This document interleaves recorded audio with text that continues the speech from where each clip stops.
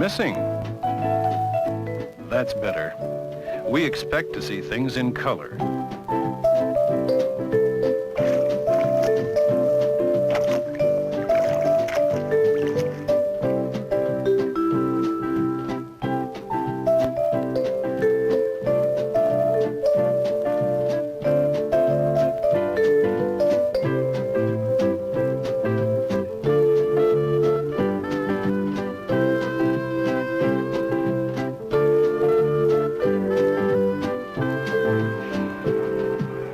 Yes, we enjoy color in the things we see around us.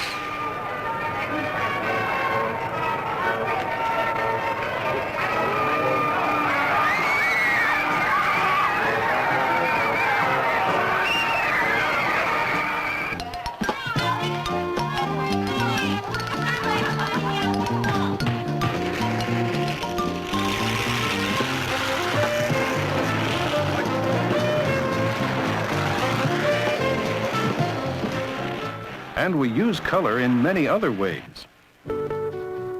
In signals.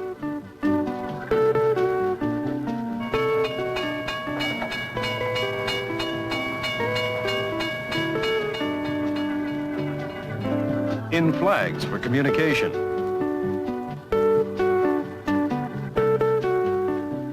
In maps to give several kinds of information.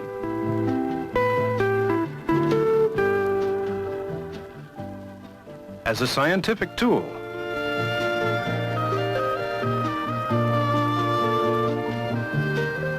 How is light related to color? Well, without a source of light, we can't see colors at all.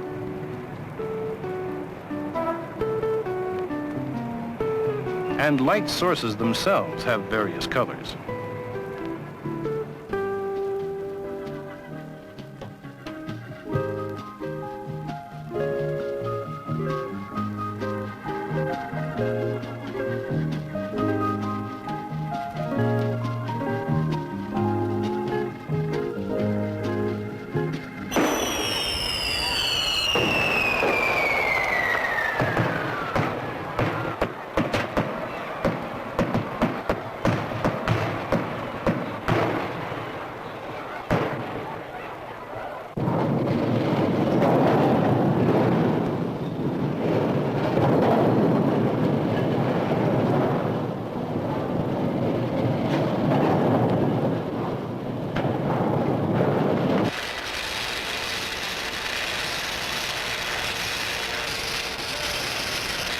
The color of the light source seems to affect the colors of other objects.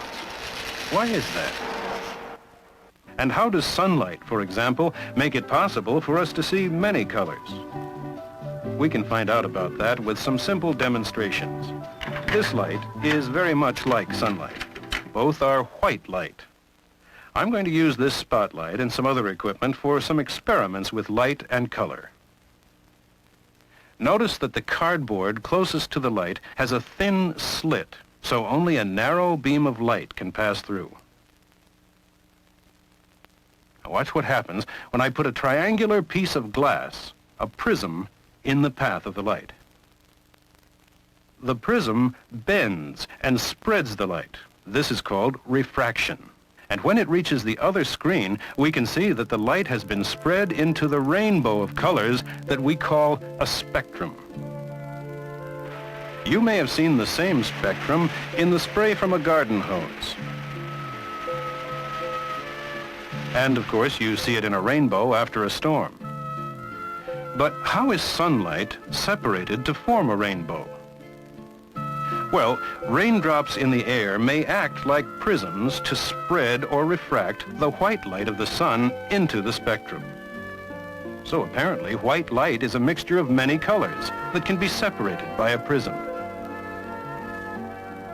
And here, just as in a rainbow, we can see red, orange, yellow, green, blue, indigo, and violet. So we can separate white light into colors. Does it work the other way around? Can we combine colored lights to produce white?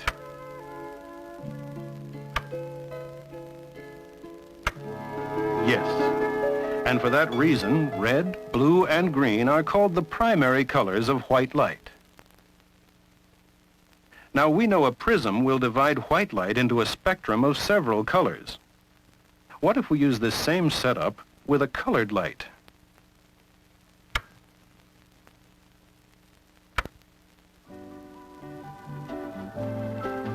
A spectrum of red light only.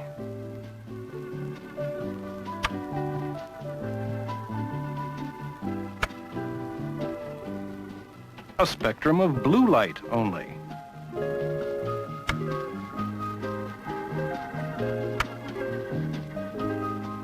And a spectrum of green light only.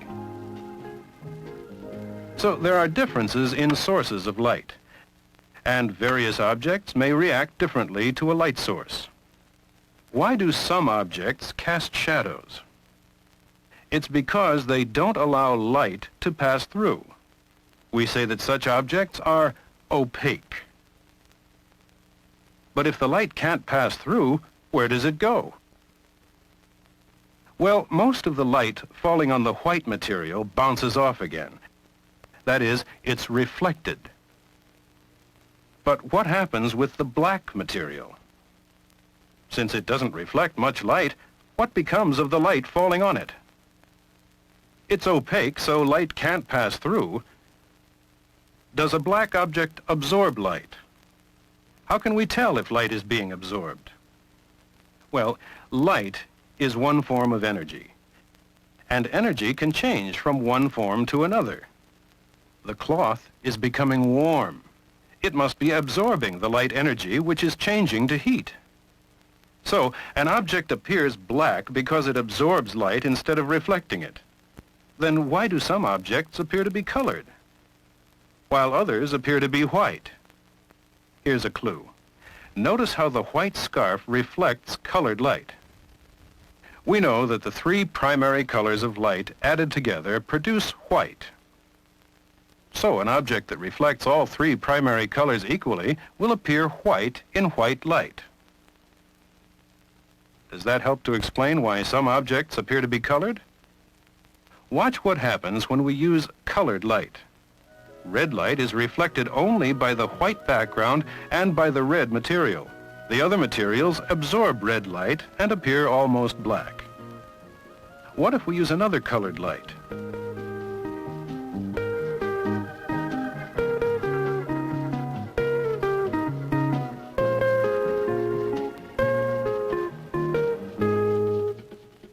So, objects appear colored because they reflect one color of light and absorb other colors. We've been experimenting with opaque objects. How about objects that are not opaque? Glass and water are examples of transparent materials.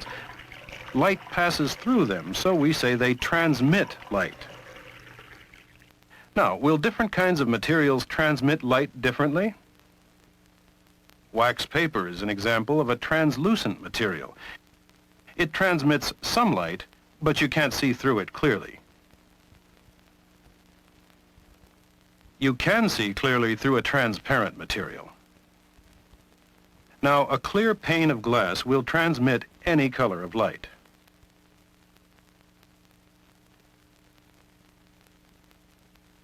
But how about these sheets of plastic? Red first. The white spotlight and the red spotlight. It transmits red light from both, but it absorbs blue and green. What about the blue?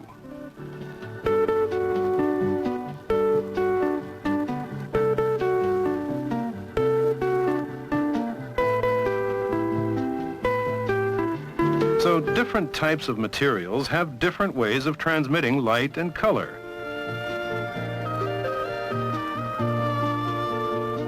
And all of the colors we see depend on light. Light, reflected, transmitted, absorbed in various ways, produces the colors we see all around us.